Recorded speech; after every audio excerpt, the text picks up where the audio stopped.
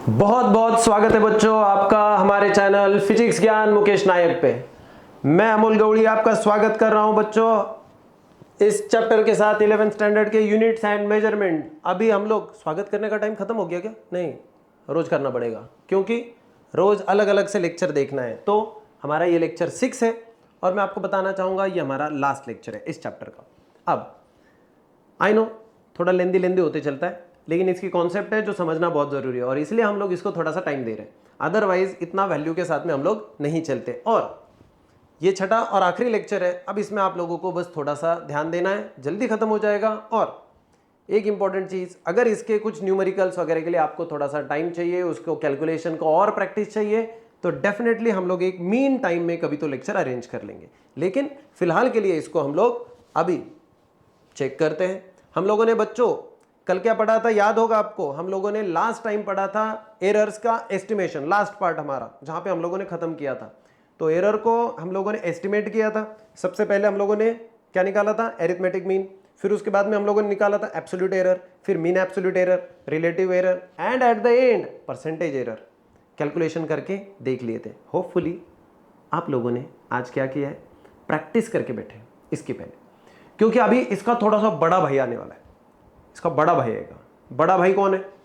थोड़ा सा मुश्किल वाला है। बड़े भाई थोड़े से मुश्किल होते हैं, है कि नहीं? आसान भी होते हैं लेकिन थोड़े से टफ जाएंगे, हैंडल करने के लिए थोड़ा सा टफ है। तो अभी इसका ही अगला पार्ट जो है हम लोग तो वो देखेंगे कॉम्बिनेशन ऑफ एरर, जहां आपके पेज नंबर 10 से स्टार्ट होगा। ओके, तो आपकी बुक के पेज नंबर 10 से स्टार्ट होगा कॉम्बिनेशन ऑफ एरर्स। ठीक है, चलिए तो अभी हम लोग यहां से स्टार्ट करेंगे और ये है कॉम्बिनेशन ऑफ एरर्स। अब ये क्या होता है देखते हैं। कोई भी फिजिकल क्वांटिटी किसी ना किसी दूसरे, except the fundamental physical quantities, बाकी सारी फिजिकल क्वांटिटीज ये क्या है? डिराइव्ड है। इसका मतलब उनको निकालने के लिए हम लोगों को किसी ना किसी दूसरे क्वांटिटी के ऊपर डिपेंडेंट रहना पड़ा था। करेक्ट है कि नहीं? इसका मतलब ये है बच्चों कि हम लोगों ने किसी ना किसी दूसरी फिजिकल क्वांटिटी के ऊपर डिपेंडेंट थे। जैसे अगर आप लोगों को स्पीड निकालनी है तो आप लोग डिस्टेंस और टाइम पे डिपेंडेंट थे। समझो मैंने डिस्टेंस मेजर करने में भी गलती कर दी और टाइम में भी गलती कर दी, तो फिर मुझे एरर कैलकुलेट करते वक्त स्पीड में दोनों की वजह से आएगा, है कि नहीं? इसका मतलब जो एरर आ रहा है वो सिर्फ डिस्टेंस की वजह से आ रहा है क्या? नहीं। वो सिर्फ टाइम की वजह से आ रहा है क्या? नहीं। वो दोनों के कॉम्बिनेशन की वजह से आ रहा है। समझ रहे हो ना बच्चों? ये मिली भगत है दोनों की, डिस्टेंस की भी टाइम की भी, ये कंबाइन होके मिली भगत करके यहाँ पे चल रहे हैं। और इसलिए याद रखना कॉम्बिनेशन ऑफ एरर। जैसे एक और एग्जांपल ले लो, ओम्स लॉ में, ओम्स लॉ देखते हो ना आप लोग, तो ओम्स लॉ में हम लोग रेजिस्टेंस निकालते हैं। सो ओम्स लॉ में जब रेजिस्टेंस निकालते हैं वो दो चीज़ों के ऊपर डिपेंडेंट है। एक है आपका पोटेंशियल डिफरेंस V और एक है इलेक्ट्रिक करंट I। अब ये जिन दोनों के ऊपर डिपेंडेंट है, समझो मैंने पोटेंशियल डिफरेंस में भी एरर कर दिया, समझो मैंने इलेक्ट्रिक करंट मेजर करने में भी एरर कर दिया, तो जो रेजिस्टेंस है उसमें भी एरर आने वाला है। लेकिन ये एरर किसके वजह से आएगा? अकेले करंट या अकेले पोटेंशियल की वजह से? क्या नहीं, फिर किसके वजह से? दोनों के वजह से। समझ गए? इसलिए हम लोगों को इसको देखना है। अब इसमें भी दो तीन टाइप्स में आएंगे। सबसे पहले अगर आपका एरर आता है सम एंड डिफरेंस मेथड कहते हैं इसको। अभी तो इसमें सबसे पहला आएगा हमारा सम एंड डिफरेंस मेथड। मतलब क्या? ऐसे मान के चलो कि हम लोगों ने एक क्वांटिटी निकाली, ठीक है? तो हमारे पास अभी दो फिजिकल क्वांटिटी जिसके ऊपर वो डिपेंडेंट है या जिनकी वो एडिशन या सब्ट्रैक्शन है। जैसे मान के चलो कि Z है, Z है A प्लस B। Z कौन है? डिराइव्ड क्वांटिटी, जिसको किसके हेल्प से निकाला? A और B के। अब A और B में क्या है? समेशन है, सम है, एडिशन है। करेक्ट है कि नहीं? अब समझो मान के चलो मैंने A में गलती कर दी, मैंने B में भी गलती कर दी, तो Z में भी तो गलती आएगी। करेक्ट है कि नहीं? तो मान के चलो A में जो गलती है वो हम लोग यहां पे लिखेंगे। देखो A की गलती जो है वो A की जगह पे क्या आया? थोड़ा वैल्यू कम ज्यादा आया होगा, कम या ज्यादा, इसलिए प्लस और माइनस दोनों लिखा, A प्लस माइनस A, है कि नहीं बच्चों? दूसरी चीज, या तो ऐसा भी हो सकता है कि A की जगह पे देखो ये A की जगह के इसकी वैल्यू ऐसे आ गई, या B की जगह पे हम लोगों ने क्या किया, B एक्चुअली आना चाहिए था लेकिन प्लस माइनस डेल्टा B हो गया, थोड़ा एरर कर दिया हम लोगों ने। यहाँ पे डेल्टा A और डेल्टा B ये कौन है? एब्सोल्यूट एरर है उसका, ठीक है, पहली वाली वैल्यू का। अब अगर हमें इसका इसमें कितना एरर आया, अगर इसका एरर निकालने का है तो वो इन दोनों की वजह से भी आया, क्योंकि दोनों में भी एरर है। तो वो कितना आएगा वो देखते हैं, उसका एक जनरल फॉर्मूला तक पहुंचते हैं। तो z में भी डिफरेंस आया है, कितना पता नहीं, कुछ ज़्यादा या कुछ कम, इसलिए plus minus delta z is equal to, अब ये a की जगह पे कौन है, a plus minus delta a, right, plus ये प्लस जैसे कि वैसा, b की जगह पे क्या आया था रे, b plus minus delta b, correct है ना। अब देखो is equal to, plus minus सब प्लस माइनस है, कोई मल्टीप्लिकेशन वगैरह तो है नहीं, तो ब्रैकेट का कुछ काम है नहीं, इनको हटा दो। अब a को एक b के साथ में लेके जाओ, a ये प्लस ये b, a प्लस b, इनको मैं अलग से ब्रैकेट में डाल देता हूँ और बाकियों को अपने अपने साथ में दूसरे ब्रैकेट में डाल देते हैं। ये बचा कौन, प्लस माइनस डेल्टा a, इधर कौन बचा, plus minus delta b, okay. ये कौन हो गया बच्चों, z plus minus delta z। अब मुझे बताओ, ऊपर ही हम लोगों ने क्या लिखा था बच्चों, z इज इक्वल टू कौन है, a plus B, z is equal to कौन है, a प्लस बी, तो ये और ये तो कट जाएंगे। अगर ये और ये कट जाएंगे तो फाइनली इधर कौन बचेगा, हाँ इधर क्या है हमारा, हाँ ये सही है, हाँ जी। अब मुझे बताओ कि यहाँ पे फाइनली, आप मुझे बताओ कि यहाँ पे कौन बचेगा, एट द एंड कौन बचेगा, delta z plus minus delta z is equal to क्या बचेगा रे बच्चों, plus minus delta a plus minus delta b। तो इसका एरर और इसका एरर। अब आप कहेंगे कि फिर ये जो अगर आ गया तो हम लोगों को कैसे पता चलेगा कि ज़्यादा है कि कम है कि क्या है, करेक्ट है कि नहीं। आपके दिमाग में आएगा कि ये प्लस होता तो ये माइनस होगा, तो ये माइनस होगा, ये प्लस होगा, तो इसलिए जो डेल्टा z है हमारा, जो हमारा डेल्टा z है, इसकी 4 पॉसिबल वैल्यूज हैं, 4 पॉसिबल वैल्यूज किसकी बच्चों, ऑफ डेल्टा z। कौन कौन सी बच्चों, इधर ध्यान दो, प्लस a और ये प्लस b, सॉरी एक मिनट बस इसको करेक्शन करवा लेता हूं, ये एक्चुअली 4 पॉसिबल वैल्यूज ऑफ, ये एक्चुअली मैंने डेल्टा लिखना भूल गया था। तो z की पॉसिबल वैल्यूज क्या है, देखो पहला ब्रैकेट में plus delta a plus delta b, हो सकता है ना, okay, plus delta a minus delta b, second value, second possible value. Third possible value क्या है, minus delta a plus delta b, और अंत में क्या आ सकता है बच्चों, minus delta a minus delta b। आ गया कि नहीं सारे के सारे कॉम्बिनेशन बच्चों। ये 4 पॉसिबल वैल्यूज है जो किसकी हो सकती है, हमारे एरर की। अब आप लोग पूछेंगे फिर इसमें क्या लेंगे हम लोग, इनमें से अभी 4 अगर प्रोबेबिलिटीज है तो हम लोगों ने क्या लेना चाहिए, बताता हूं। सबसे ज्यादा एरर कहां हो सकता है उसको ले लो, और सबसे ज्यादा वाली वैल्यू सिर्फ प्लस और प्लस की हो सकती है यहां पे, इसलिए ये लेने का, ये है आपका मैक्सिमम पॉसिबल एरर। सो इसको लिखो क्या, ये है आपका मैक्सिमम पॉसिबल एरर, इसको ले लो, खत्म। ज्यादा से ज्यादा इतना ही एरर होगा, बाकी के तो सारे इससे कम ही होंगे। तो ये आ गया आपका maximum possible error with the positive numbers. Negative में नंबर्स में जाएगा तो ये मैक्सिमम पे जाएगा, मिनिमम तो ऐसे डाउन में चले जाएगा, खत्म। ये हो गया एडिशन। अब इसमें भी सम तो हो गया, ये देखो हमने सम की थी तो सम हो गया। अब डिफरेंस, इसमें ही देखेंगे हम लोग डिफरेंस को, ओके। ये पहले समझा के देख लो, z एक वैल्यू है जो a और b के ऊपर डिपेंडेंट है, लेकिन a में भी एरर हो गया, इतना आ गया वैल्यू, b में भी एरर हो गया, इतनी वैल्यू आ गई, इसका मतलब z में भी एरर आ गया, इतना वैल्यू हो गया होगा। वो कैसे निकलेगा, इन दोनों का एरर कैलकुलेट करो, वैल्यू पुट कर दी, a प्लस बी को सेपरेट कर दिया, अब ये z और ये a प्लस बी दोनों अलग अलग सेम है वैल्यू, तो इनको कट कर दिया, बचेगा ये हो गया हमारा। अब इसकी ये हो गई पॉसिबल वैल्यूज, ये आंसर है हमारा, ओके। अब आगे बढ़ना है, और आगे बढ़ते हुए बच्चों हम लोगों को क्या निकालने का है, डिफरेंस मेथड। अगर z a माइनस b होता तो क्या होता, देखते हैं। चलो बच्चों,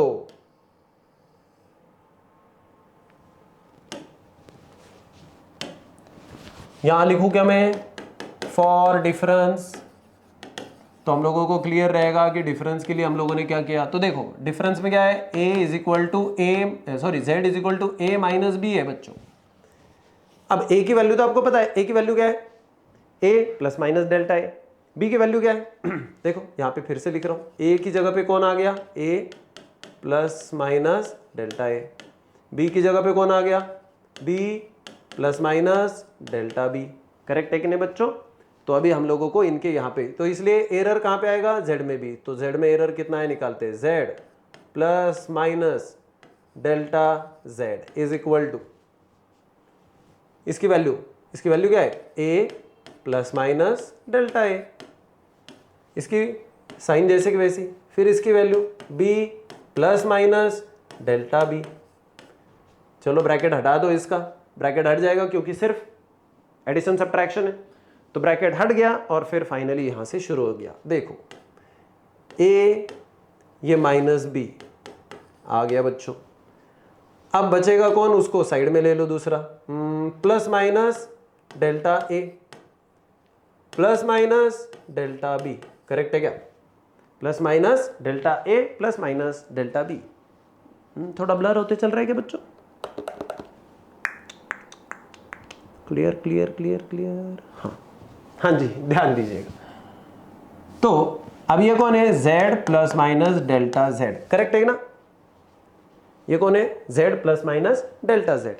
तो अगर ये इसको देखो, ये वाली वैल्यू और ये वाली वैल्यू, ये दोनों तो सेम है। देखो इधर अगर इन दोनों की वैल्यू सेम है, ये तो कट जाएगा, ये भी कट जाएगा, बचेगा कौन, plus minus delta z is equal to what बच्चों, ये प्लस माइनस डेल्टा a। अब ये माइनस प्लस हो जाएगा, लेकिन माइनस प्लस लिखो या प्लस माइनस लिखो, बात तो एक ही है, प्लस माइनस डेल्टा b। क्या ये वही है जिसको हम लोगों ने पहले देखा था सम के साथ, बिल्कुल ये वही है। तो इसका मतलब मैं ये कह सकता हूं कि एडिशन और सब्ट्रैक्शन दोनों में भी एरर मेजर एक ही फॉर्मूला से हो जाता है। ये फॉर्मूला है, समझ गए, वही 4 प्रोबेबिलिटीज, वही सब कुछ आएगा और वही मैक्सिमम वैल्यू आएगी। सो सम में भी और डिफरेंस में भी सेम फॉर्मूला है कैलकुलेट करने का, कॉम्बिनेशन ऑफ एरर्स। ओके, यहां पे कंक्लूड कर रहे हैं कॉम्बिनेशन ऑफ एरर्स में सम एंड डिफरेंस को। अब हम लोगों को देखने का है, समझो मान के चलते जैसे अभी ओम्स का लॉ है। चलो अभी इसको पहले हम लोग आगे की स्क्रीन पे चलते हैं।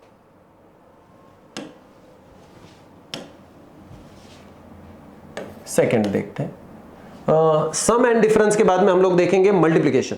ओके, सम एंड डिफरेंस के बाद में क्या आ जाता है, बहुत ही इंपॉर्टेंट पार्ट है, वो है आपका प्रोडक्ट एंड डिवीजन कहते हैं इसको, ठीक है, या मल्टीप्लिकेशन को कोई फर्क नहीं पड़ेगा, प्रोडक्ट एंड डिवीजन। जो फॉर्मूला सम के लिए था वही फॉर्मूला किसके लिए आया बच्चों, डिफरेंस के लिए।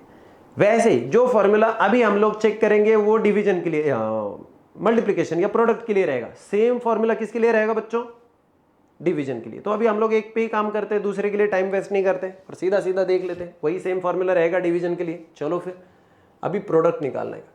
ये प्रोडक्ट कब यूज होता है देख लो यहाँ पे, समझो अभी जैसे हम लोगों ने चेक किया है, समझो ओम्स के लॉ के हिसाब से रेजिस्टेंस चेक करना था। सो अभी रेजिस्टेंस क्या था, V is equal to I into R था, ये तो पता है। अब हमको रेजिस्टेंस का एरर निकालने का, तो ये हो जाएगा V अपॉन आई, ये हो गया डिवीजन। अगर यहाँ एरर देखना है इन दोनों की वजह से, तो फिर ये हो गया प्रोडक्ट में। जो भी मेथड कोई डिफरेंस कैरी नहीं करेगी, आपको कोई फर्क नहीं पड़ेगा। इसको हम लोग बाद में देखेंगे, अभी किसके लिए क्या है वो थोड़ा सा एग्जाम्पल्स में देखेंगे, पहले मेथड चेक करते हैं। सो चलो मान के चलो कि Z की डिपेंडेंसी A और B के प्रोडक्ट के ऊपर है, लेकिन आपको तो पता है A कौन है और B कौन है। चलो तो Z कौन हो जाएगा रे, Z plus minus delta Z। Okay, ये कौन आएगा रे बच्चों, ये आ जाएगा आपका A plus minus delta A into B plus minus delta B। इनकी वैल्यू हम लोगों को पता है, वो पहले भी वैसी थी अभी भी वैसी है। अभी देखो, अब इसको कैलकुलेट करने का, इसको कैलकुलेट करने के लिए अब इसको पहले सॉल्व करेंगे।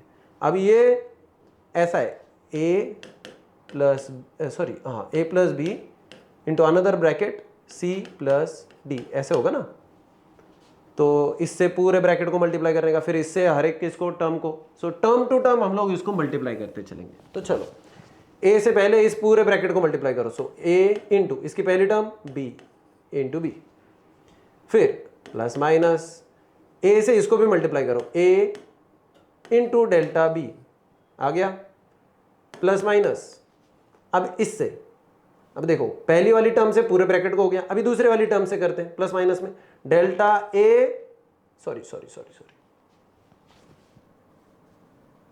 हाँ जी, देखो डेल्टा ए इंटू बी, तो मैं क्या बी पहले लिख दूं क्या, B into delta A, B delta A.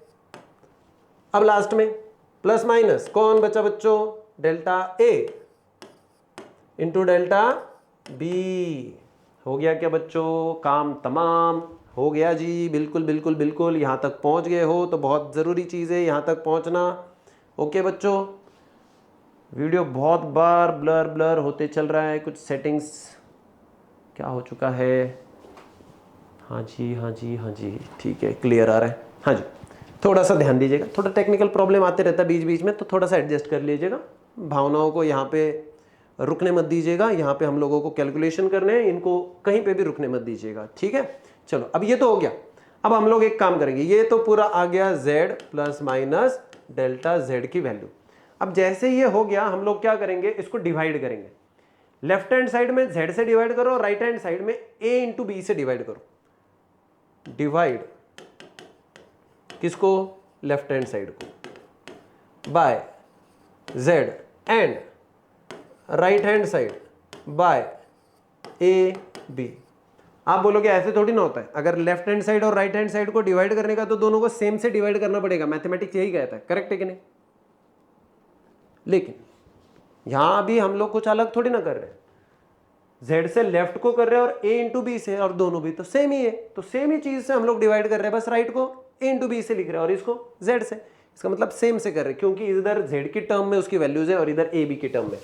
तो अगर मैं इसको z से डिवाइड कर दूं, ठीक है, तो z से डिवाइड करने के बाद में हमारी लेफ्ट हैंड साइड क्या बचेगी, देखो इसको z से डिवाइड कर दो तो z डिवाइडेड बाय z बनेगा 1 प्लस माइनस ये बनेगा delta z upon z, correct है क्या, इधर इक्वल टू, इसको a b से डिवाइड कर दो बन जाएगा 1 प्लस माइनस अपनी जगह पे, इसको a b से डिवाइड कर दो तो a कट जाएगा, a कट गया, डेल्टा b अपॉन b बचेगा, प्लस माइनस इसको भी a b से डिवाइड कर दो, ए बी में का b और इसका b कट जाएगा, डेल्टा a नीचे का a बचेगा, प्लस माइनस अब इनको भी हम लोग तो इसको क्या करते हैं, सेपरेट सेपरेट लिखते हैं, डेल्टा a अपॉन a, दूसरे ब्रैकेट में delta b upon b।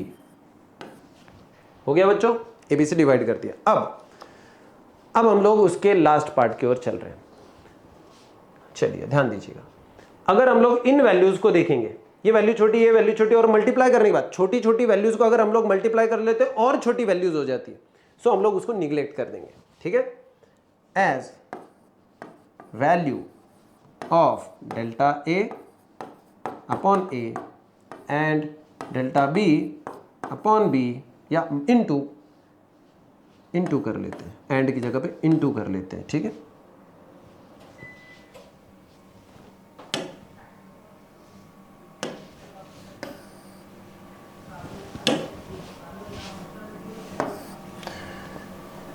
is very small, we neglect it। हम लोग इसको क्या करेंगे बच्चों, निगलेक्ट करेंगे। चलो फिर अगर निगलेक्ट कर दिया तो क्या हो जाएगा, देख लो ये पहले। तो हम लोग क्या करने वाले बच्चों, इसकी वैल्यू को निगलेक्ट कर देंगे। अगर हम लोग उसकी वैल्यू को निगलेक्ट करेंगे तो बचेगा क्या, अब ये प्लस माइनस ये इधर का तो ये तो चला गया, ये इसको निगलेक्ट कर देंगे, ये 1 1 कैंसिल हो गया, बचेगा कौन, plus minus delta z upon z is equal to, अब इधर कौन बचा है बच्चों, plus minus delta b upon b plus minus delta a upon a। ये बचता है बच्चों, क्या बचता है, बस यही बचता है हमारे पास, और ये है हमारा फॉर्मूला जो बहुत ही ज़रूरी है। अंत में लिख रहा हूँ मैं आपको, सबसे ज़्यादा वैल्यू के साथ में ये कैरी करेगा और ये हो जाएगा delta B upon B plus delta A upon A. या आप इसको पहले लिख सकते हो और इसको बाद में लिख सकते हो अगर आपको कन्वीनियंट लगे तो। ये है आपकी मैक्सिमम एरर जब आप लोग इसमें क्या कर लेते हो, मल्टीप्लिकेशन। याद रखो बच्चों, same formula is applied for division. तो यहां पे लिख देता हूं मैं इसको नोट, ये नोट कर लो, note that same for division, same for the division as well. तो डिवीजन करते वक्त भी यही यूज करने का, कुछ अलग सा यूज करने की जरूरत नहीं है। अब आपको लगेगा ऐसे कैसे है, क्या है, एक बार ट्राई करके देखो, ट्राई करके देखो, समझ में आ जाएगा। और अगर ट्राई भी नहीं करोगे, कोई आपको डिराइव करने के लिए नहीं बोल रहा, ये आपको समझने के लिए बताया, आपको कोई डिराइव करने के लिए नहीं बोलने वाला। तो जब डिराइव करने के लिए नहीं बोलने वाला तो उसका टेंशन मतलब बस याद रखो कि यही फॉर्मूला हमारे पास, ठीक है। चलो अब यहाँ पे ये खत्म नहीं हो रहा है, एक लास्ट वाला कॉम्बिनेशन है और वो है स्क्वायर का, जो बहुत आसान है। बस चलो एक बार देख लेते हैं, थोड़ा सा उसको सही तरीके से लिखने की कोशिश करेंगे बस हम लोग।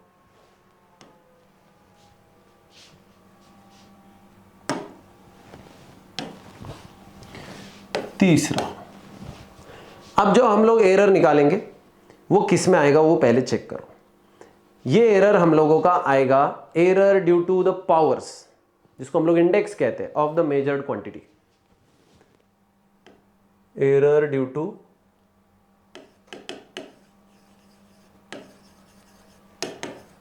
पावर्स।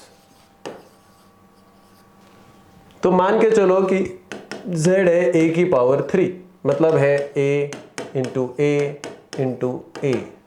समझ गए क्या बच्चों? अब एक ही वैल्यू तो सबको पता है। अब देखो ध्यान दीजिएगा। अब यहां पे इसको एरर को निकालने के लिए आपको एकदम सिंपल सा काम है, ये मल्टीप्लिकेशन है तो मल्टीप्लिकेशन का फॉर्मूला यूज कर लो ना। और मल्टीप्लिकेशन का फॉर्मूला अभी देखा था हम लोगों ने, क्या था वो, delta z upon z is equal to, अब देखो इसका एरर कितना, डेल्टा a अपॉन a, इसका कितना रे, डेल्टा a अपॉन a, और इसका कितना रे, डेल्टा a अपॉन a। यही तो अभी थोड़ी देर पहले मल्टीप्लिकेशन के फॉर्मूला में देखा था ना। बस यहाँ पे b था, b की जगह पे हम लोगों ने क्या ले लिया, a, क्योंकि वो स्क्वायर है, सेम नंबर है, इसलिए एरर भी उसी में आएगा। तो ये हो गया है।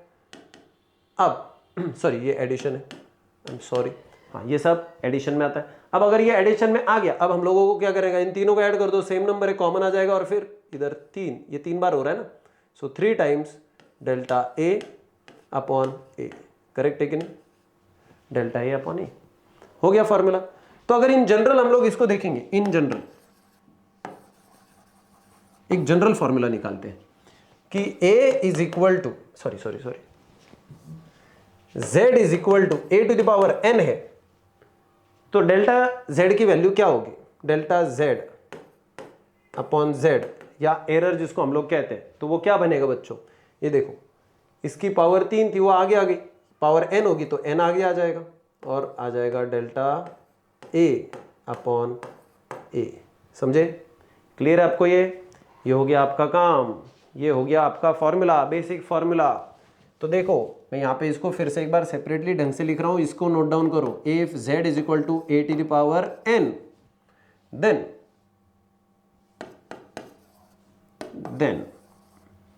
Then delta z upon z is equal to n आगे, delta a upon a, general power का एरर।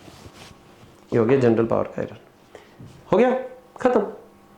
अब इसको थोड़ा सा एक और डिफिकल्टी लेवल पे लेके जाते हैं, डिफिकल्ट है नहीं, उसको ही बस लिखने का, तो बस काम तमाम हो जाएगा। देख लो अभी क्या होगा, समझो ऐसे मान के चलो कि 2-3 टर्म्स है जिसका मल्टीप्लिकेशन और डिवीजन है, फिर क्या करें, बस ये कर लो इन जनरल, और इसमें ही थोड़ा सा आगे की टर्म देख लो। ये तो आप लोगों ने देखा ना, हाँ तो चलो अभी इसी को थोड़ा सा और एक जनरल टर्म में देखते हैं हम लोग, तो ध्यान दीजिएगा। हाँ जी, सो अभी हम लोग क्या करेंगे, समझो ऐसे मान के चल रहे हैं कि अगर आपके पास कोई तो एक टर्म है z है, तो अगर मान के चलो z है a to the power p, okay, उसको ले लेते हैं, हाँ a टू द पावर छोटा p, b to the power छोटा q and c to the power r। अब हम लोगों को इसका क्या निकालने का है, एरर। इसमें क्या है पूरा बच्चों, मल्टीप्लिकेशन है, डिवीजन है और उनकी पावर्स है, बाकी कुछ तो है नहीं। तो इसको अभी हम लोग क्या करेंगे, इसका एरर निकाल रहे हैं, क्या बनेगा बच्चों, डेल्टा जेड अपॉन जेड, क्योंकि मल्टीप्लिकेशन डिवीजन में यही आता है, इज इक्वल टू, अब देखो इसकी पावर, सो क्या आएगा रे,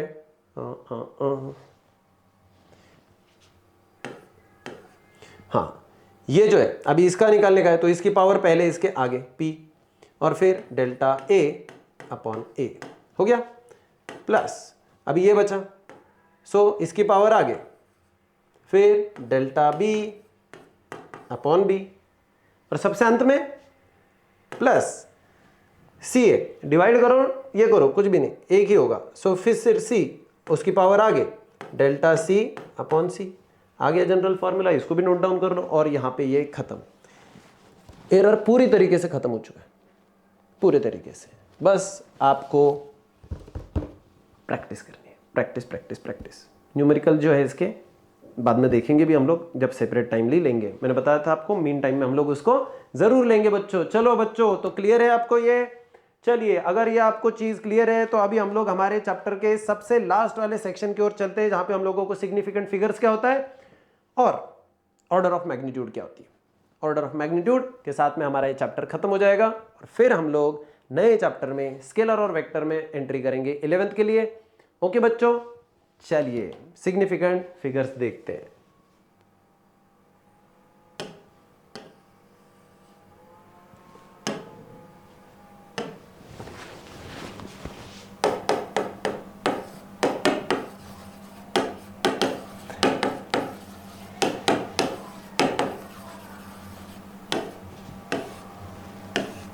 हाँ जी बच्चों, सिग्निफिकेंट फिगर्स क्या होता है।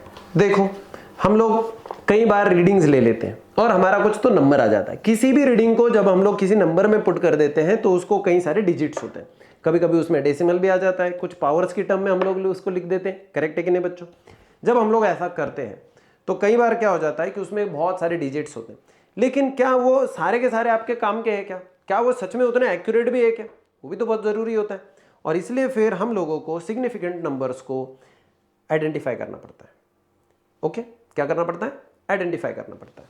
तो जैसे एक नॉर्मली एक चीज़ बताता हूँ, समझो मान के चलो मैंने रीडिंग ले ली और वो रीडिंग आ गई थी 10.92, बाद में दूसरी रीडिंग ले ली 10.91, फिर बाद में रीडिंग ले ली 10.99, फिर रीडिंग ले ली 10.94, ऐसी रीडिंग्स आई हुई है बच्चों। अब थोड़ा सा ध्यान दीजिएगा, इन रीडिंग्स में 10.9, 10.9, 10.9, 10.9 ये नंबर हो गया सर्टेन नंबर, क्योंकि वो हर रीडिंग में उतना तो आ ही रहा है।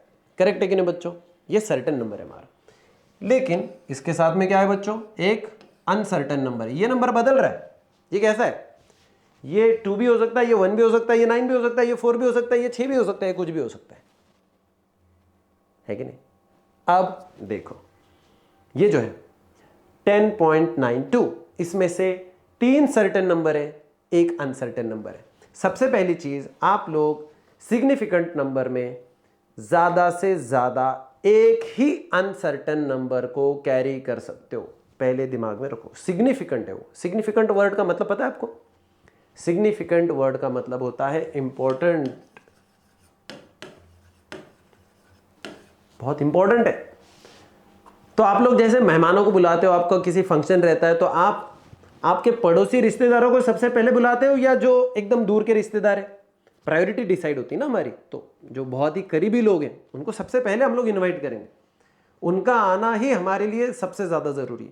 अगर कोई गलती से कोई तो दूर का रिश्तेदार रह गया तो आपको कोई फर्क नहीं पड़ता। करेक्ट है कि नहीं, हमारा राइट। वैसे ही है, ये दूर के रिश्तेदार है, अनसर्टेन नंबर्स ये, लेकिन ज्यादा से ज्यादा 1 रिटेन होगा, ये ज्यादा नहीं, लेकिन बाकी के नंबर्स बहुत हमारे लिए जरूरी होते हैं। इसलिए एक डेफिनेशन है उसकी, पहले वो चेक करते हैं।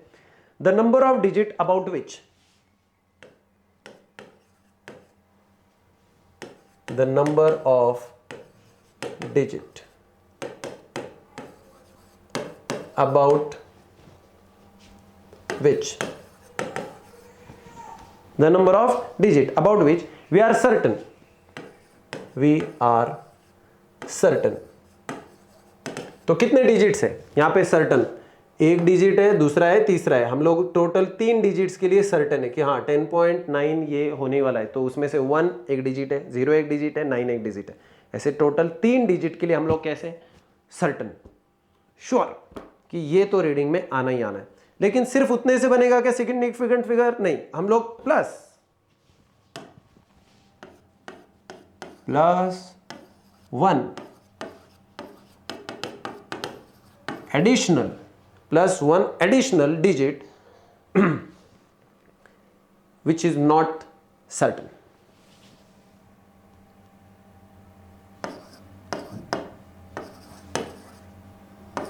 Which is not certain. Okay, थोड़ा सा आसान शब्दों में जो भी लिखना है वो मैं लिख रहा हूं। ओके, चलिए तो बच्चों देखो, हम लोग देख रहे हैं सिग्निफिकेंट फिगर्स, और सिग्निफिकेंट फिगर्स की ये बेसिक डेफिनेशन, लेकिन ये तब तक आपके पल्ले नहीं पड़ेगी जब तक हम लोग इसको चेक नहीं कर लेते। और इसके कुछ आप लोगों को रूल्स भी है, वो भी फॉलो करने पड़ेंगे। तो इन रूल्स को फॉलो करने के लिए देखो हम लोग बच्चों कुछ चीज़ों को चेक करेंगे। अभी देखो मैं क्या बता रहा हूँ, समझो ऐसे मान के चलते हैं कि हमारा कुछ तो रीडिंग है, तो हमारा जो भी रीडिंग है समझो ऐसे मान के चलो कि 15.4 है, फिर 15.4 आया, और फिर उसके बाद में आया 15.5। अगर इनका हम लोग मीन निकालेंगे तो मीन अगर देखेंगे तो ये आ गया 15.43। ओके, अब इसमें से एक चीज हमारे लिए बहुत सर्टेन है कि आंसर में हमारे 15.4 तो है ना, और वही नंबर हमारे लिए क्या है बच्चों? सर्टेन नंबर है, एकदम गारंटेड है। और इसलिए फिर सिग्निफिकेंट डिजिट्स कितने हैं? 1, 5 एंड 4। तो क्या मैं लिखूं यहां पे सिग्निफिकेंट फिगर्स कौन है, सॉरी सिग्निफिकेंट डिजिट्स कौन कौन है ये पता होना चाहिए। जो बहुत ही करीबी रिश्तेदार है कौन कौन? इन तीनों को 1, 5, 4। अब हम लोग देखो, आपका जितना बड़ा लार्जर सिग्निफिकेंट फिगर, जितना बड़ा सिग्निफिकेंट फिगर उतनी ज़्यादा एक्यूरेसी, इसलिए नंबर ज़्यादा। लीस्ट काउंट समझते हो ना आप लोग? बताता हूँ।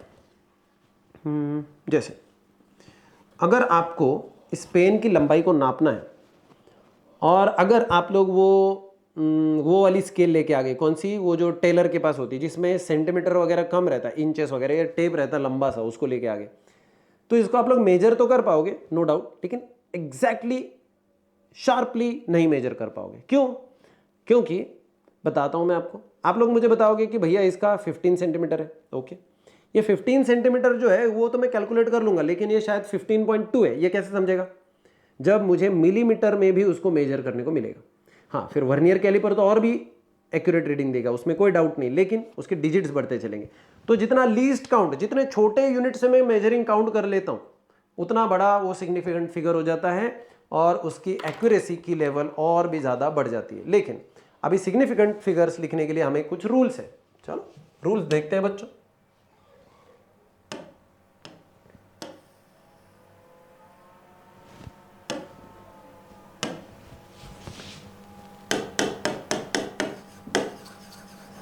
Rules of significant figure. हाँ जी, 1 बाय 1 रूल देखते हैं बच्चों, ठीक है? चलिए ध्यान दीजिएगा, आपका ध्यान यहां पे होना चाहिए बच्चों। पहला rule, rule number 1। Rule number 1 ये कहता है कि जितने भी नॉन जीरो डिजिट्स हैं, ध्यान दीजिएगा, मेजर करने के लिए हर एक रूल को समझना पड़ेगा। अगर कोई गेम खेलना होता है तो गेम के रूल पता होने चाहिए। क्रिकेट खेल रहे हो, क्रिकेट के रूल्स पता होने चाहिए। फुटबॉल खेल रहे हो, रूल्स पता होने चाहिए। मोबाइल के गेम खेल रहे हो, रूल्स पता होने चाहिए, अदरवाइज स्कोर अच्छा नहीं होता, अदरवाइज गेम में मजा भी नहीं आता। सबसे पहले ऑल नॉन जीरो डिजिट्स कैसे होते हैं? Significant figures. All non zero digits कैसे है रे बच्चों? सिग्निफिकेंट है, ये बहुत जरूरी है। तो सिग्निफिकेंट फिगर्स को बताते वक्त आप लोग नॉन जीरो सबको डिजिट को काउंट करोगे। समझ गए क्या? समझो, इसका एक एग्जांपल ले लेते हैं। 154.79 कितने डिजिट्स है रे इसमें? सिग्निफिकेंट डिजिट्स कितने बताओ तो? 5। इसमें सिग्निफिकेंट डिजिट्स कितने हैं आपके 5, 1 2 3 4 5, 5, क्योंकि ये सारे के सारे नॉन जीरो हैं। ये हो गया आपका पहला रूल। ओके, चलिए अब दूसरा रूल देखते हैं हम लोग। बच्चों ध्यान दीजिएगा बच्चों यहाँ पे आप लोग एनर्जी डाउन मत होने देना, क्योंकि ये बहुत ही एंड वाला और जरूरी पार्ट है। चलो दूसरा, ऑल जीरो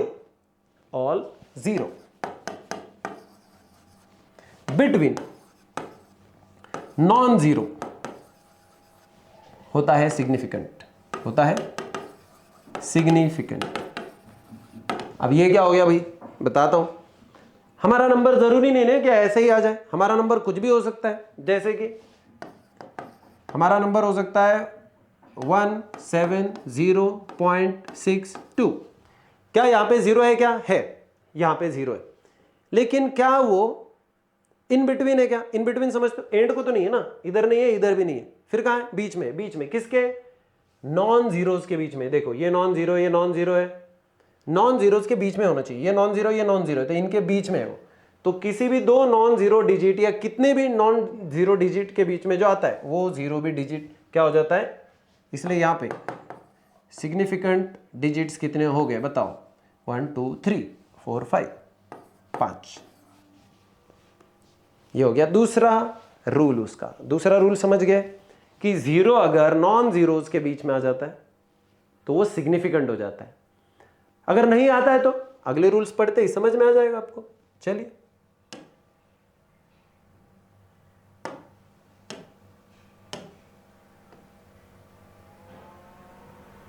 थर्ड रूल देखते हैं बच्चों। चलिए ध्यान है ना आपका? थर्ड रूल देखो। अब थर्ड रूल जो है समझो नंबर लेस देन 1 है। If the number is less than 1, if number is less than 1, okay, और zeros on the right to the decimal and to the left of the first non zero digit, वो not significant है। देखो मैं rule बता रहा हूं, समझाने के बाद में वो देखेंगे। Zeros on the right to the decimal, zeros एक जीरो या ज्यादा से ज्यादा zeros on right of decimal, या तो और डेसिमल पॉइंट है, डेसिमल समझते हो ना, बीच में जो डेसिमल आता है उसके राइट वाले, या तो फिर और अदरवाइज समझो left of first non zero और left of first non zero. ये कैसे होते हैं? Not significant. एग्जाम्पल के साथ में समझ में आ जाएगा बच्चों। थोड़ा सा ध्यान दीजिएगा एग्जाम्पल के ऊपर, ठीक है? चलिए थोड़ा सा मैं इसको ऊपर ले लेता हूं। हाँ जी, तो ऐसे मान के चलिएगा बच्चों, अभी हमारे पास एक नंबर है, कोई भी एक नंबर ले लेते हैं हम लोग, ठीक है? तो अभी एक नंबर है, समझो 0.000198, ये हमारे पास नंबर है। ओके, अब हमें इसके बारे में डिस्कस करना है कि इसमें कितने सिग्निफिकेंट नंबर्स हैं। तो अभी देखो बहुत जरूरी है, इसको फॉलो करो। Zeros on the right of the decimal, ये डेसिमल है, डेसिमल के राइट में जीरो है क्या? है। कितने? 2। सिग्निफिकेंट है क्या? Not significant. या तो फिर left of the first non zero, ये पहला नॉन जीरो है, इसके लेफ्ट वाले जीरो, ये भी हो गए। ये सारे के सारे कैसे? Not significant. तो अगर मैं आपको पूछूंगा कि इसमें सिग्निफिकेंट कितने, तो इसमें सिग्निफिकेंट सिर्फ 3 ही बचते हैं। सो 3 सिग्निफिकेंट नंबर्स। समझ गए क्या? यही है बस 3 सिग्निफिकेंट, क्योंकि इसको आप लोग बाद में डेसिमल शिफ्ट करके यहाँ पे पुट कर सकते हो और इंटू 10 टू द पावर कुछ तो लिख सकते हो। लिखने का एक तरीका है, ऑर्डर ऑफ मैग्नीट्यूड में समझ में आ जाएगा आपको। समझ गए जी? ये हो गया आपका कौन सा रूल? Third rule. और अभी इसका लास्ट और फोर्थ रूल देख लो और फिर सिग्निफिकेंट फिगर्स खत्म हो जाएगा। ओके, तो चलो फोर्थ रूल देखते हैं बच्चों। इसको थोड़ा सा ऊपर ले लेता हूं मैं। चलिए फोर्थ रूल क्या कहता है, चलो देखो। If the zeros on the right of the last non zero, ध्यान दीजिएगा, zeros on the right, zeros on right of last non-zero. Example के साथ में ज्यादा समझेगा. They are significant. They are significant कब? इसको एक टर्म कंडीशन है, दे आर सिग्निफिकेंट, लेकिन उसके लिए एक कंडीशन है, और कंडीशन ये कहती है but for this number must be with the decimal point. Number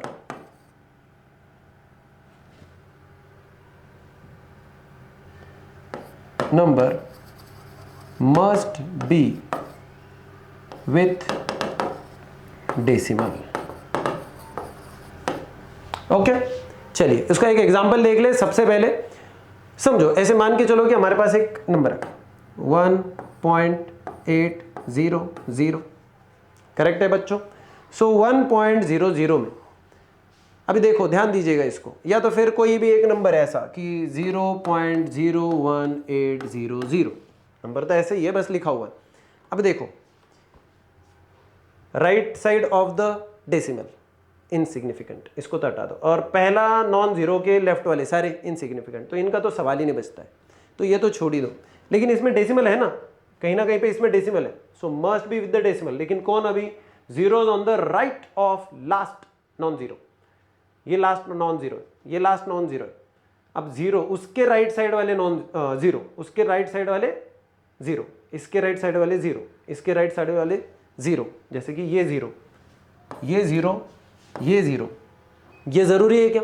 हाँ, ये इंस्ट्रूमेंट का एक्यूरेसी बताते हैं, इसलिए ये क्या है? इंपॉर्टेंट. ये क्या है? इंपॉर्टेंट. इसलिए इनको हम लोग सिग्निफिकेंट कहते हैं. और अगर फिर हम लोग देखेंगे तो इसमें कितना सिग्निफिकेंट नंबर्स है, तो देखो ये है, डेफिनेटली नॉन जीरो सारे सिग्निफिकेंट होते हैं. लेकिन अभी डेसिमल जहां पे, उसमें राइट में अगर हम लोग ये देख रहे हैं तो ये है आपके कैसे बच्चों? सिग्निफिकेंट. तो क्या हम लोग कहेंगे बच्चों कि सिग्निफिकेंट फिगर्स यहाँ पे है 4, यहाँ पे भी 4, क्योंकि मैंने आपको बता दिया थर्ड रूल यहाँ पे फॉलो करोगे तो ये इनसिग्निफिकेंट है, राइट में चल जाएगा. लेकिन ये डेसिमल जब होता है तो इसके राइट वाले, मतलब नॉन जीरो के राइट वाले क्या होते हैं? Significant zero, because they tells you the accuracy of the instrument. हो गया बच्चों? ये हो गया हमारे सिग्निफिकेंट नंबर्स बताने के कोई भी तरीके, इसके रूल्स. ठीक है, क्लियर है?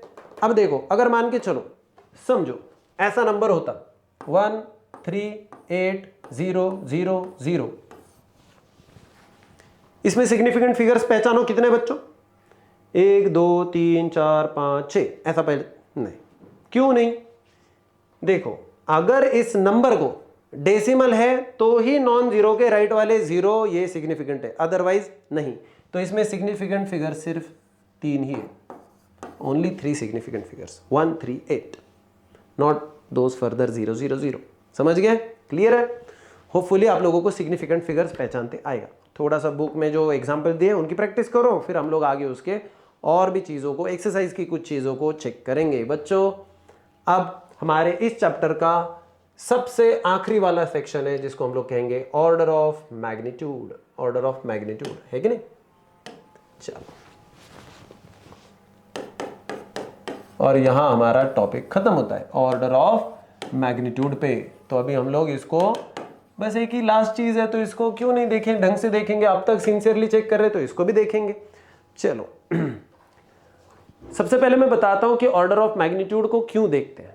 हमारे पास कई बार नंबर्स होते हैं और बहुत बड़े नंबर्स होते हैं, छोटे छोटे नंबर्स होते नहीं है कई बार. तो जैसे अगर मैं आपको कहूंगा कि अर्थ की डायमीटर बताओ इन द एसआई यूनिट, तो वो कितनी है? देखो 6400 किलोमीटर में होती है, मतलब 6400 किलोमीटर. अब इसको मैं अगर मीटर में करूं तो उसको और 3 जीरो लगाने पड़ेंगे आगे, 6400000. अब ये हमेशा अगर मुझे डेटा यूज करना है तो मेरे लिए वो कन्वीनियंट है कि बच्चों? नहीं. तो क्या मैं हर बार उसको ऐसे ही लिखूं? क्या समझो, ये है रेडियस ऑफ द अर्थ. क्या है? तो रेडियस ऑफ द अर्थ है 6400 किलोमीटर. मैंने किलो का हटा दिया, ऐसा यूनिट में लिखने का है 6400, और किलो का 1 2 3 0, और ये मीटर. सो क्या ये मेरे लिए इनफ? अभी ये तो बहुत छोटा नंबर है, फिर भी बहुत छोटा नंबर है. अगर आप लोग चेक करोगे ना, चार्ज ऑन द इलेक्ट्रॉन, आप लोग सिर्फ चार्ज ऑन द इलेक्ट्रॉन देख लेना कितना है. तो चार्ज ऑन द इलेक्ट्रॉन देखोगे तो वो है 1.6, charge on electron charge on electron है 1.6 इंटू 10⁻⁻19 कूलम। ओके, अब इस नंबर को अगर मुझे लिखने का है तो देखो 0 पॉइंट, अब मैं -19 है तो इसको नीचे जाके डिवाइड करूंगा तो 19 0 इधर इसके ऊपर, एक हटा दो, 1 2 3 4 5 6 7 8 9 10 11 12 13 करते करते 17 18 0 लग जाएंगे और फिर प्रॉब्लम ही प्रॉब्लम। इतने में बार बार लिखूं क्या? नहीं लिख सकता, तो फिर मुझे क्या करना पड़ेगा, उसको शॉर्ट में लिखना पड़ेगा। तो ऐसा जो होता है ना, ऐसा शॉर्ट में लिखना वो होता है ऑर्डर ऑफ मैग्नीट्यूड। लेकिन ऑर्डर ऑफ मैग्नीट्यूड होता है कि किसी भी नंबर को उसकी पावर्स की टर्म में लिख देना, बेसिक बता रहा हूं।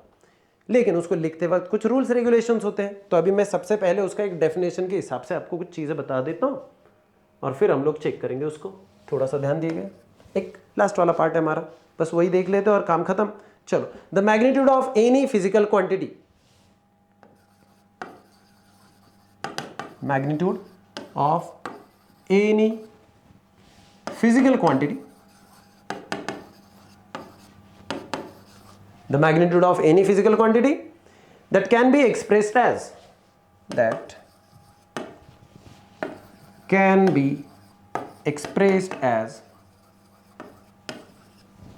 a into 10 to the power n, जहां पे where a की कुछ टर्म कंडीशन होती है, where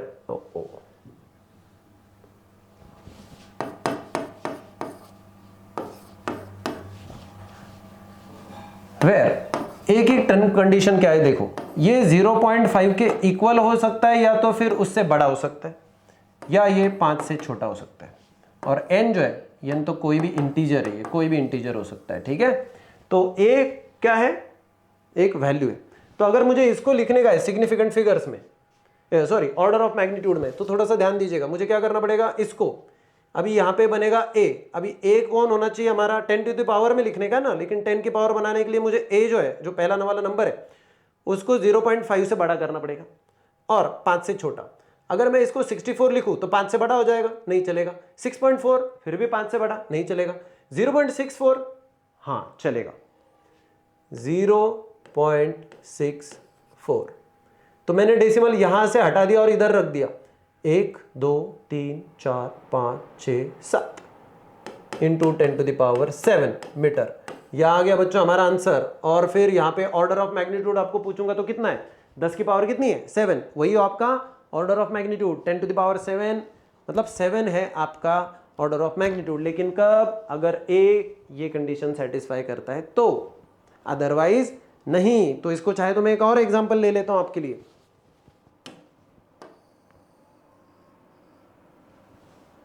कोई भी नंबर के लिए मैं बता रहा हूं आपको, कोई भी एक रैंडम नंबर हम लोग ले लेंगे बच्चों, ठीक है। चलिए, तो समझो कोई तो XYZ आप लोगों ने रीडिंग ले ली और उसका नंबर है 690004.38, ऐसे कुछ तो नंबर है। ओके बच्चों, अब हमें इसको सिग्निफिकेंट फिगर्स में लाने, सॉरी ऑर्डर ऑफ मैग्नीट्यूड इसका निकालने का है। तो इसका ऑर्डर ऑफ मैग्नीट्यूड में कैसे निकालूंगा, तो पूरा ध्यान आपका बच्चों यहाँ पे होना चाहिए। अब देखो हमें क्या करने का है, इसको 10 की पावर में लिखने का है। अब देखो 10 की पावर में लिखने के लिए ए फॉर्मेट क्या है हमारा, a into 10 to the power n। अब मैं इसके डेसिमल को या तो लेफ्ट या तो राइट शिफ्ट कर सकता हूं। a की कंडीशन क्या है, a या तो 0.5 से इक्वल या बड़ा होना चाहिए और 5 से छोटा होना चाहिए।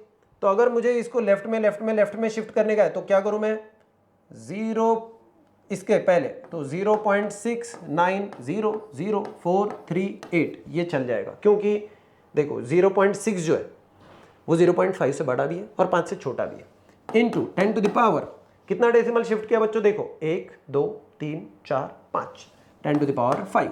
सो हमारा ऑर्डर ऑफ मैग्नीट्यूड कितना है बच्चों, 5 10 की पावर जो होती है वो होता है ऑर्डर ऑफ मैग्नीट्यूड।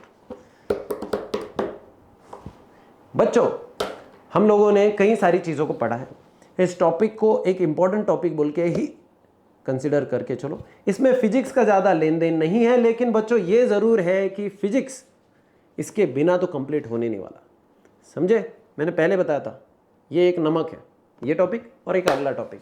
अगले टॉपिक को हम लोग बाद में देखेंगे, अगले चैप्टर को हम लोग बाद में देखेंगे, लेकिन अभी के लिए हमारा इतना चीज़ का समझना और इसको कंप्लीट करना बहुत ज़रूरी हो जाता है। ठीक है बच्चों, इसी होप्स के साथ कि आपको समझ में आ रहा है, हम लोग फिर से वापस से कंटिन्यू करेंगे इसी चैनल पे, और होपफुली आप लोग इसको लाइक भी कर रहे हो, सब्सक्राइब भी करते चल रहे हो, दोस्तों के भी बताते चल रहे हो, और फिर बहुत सारा प्यार हम लोगों को देते रहिएगा। सो हम लोग वापस से मिलेंगे हमारे चैनल पे जिसका नाम है फिजिक्स ज्ञान मुकेश नायक। ओके बच्चों, बाय बाय बाय।